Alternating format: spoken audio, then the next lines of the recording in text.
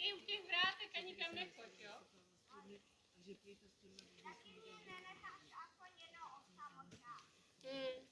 Ne, ale on říkal ten pán, že je to škoda, že mám docela ty školce aspoň na záchody, nebo tu vodu používat, že by ušetřili vodu.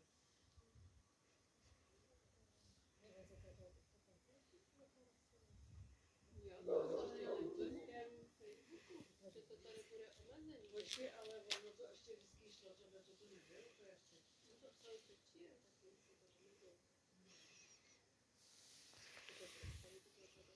No, to je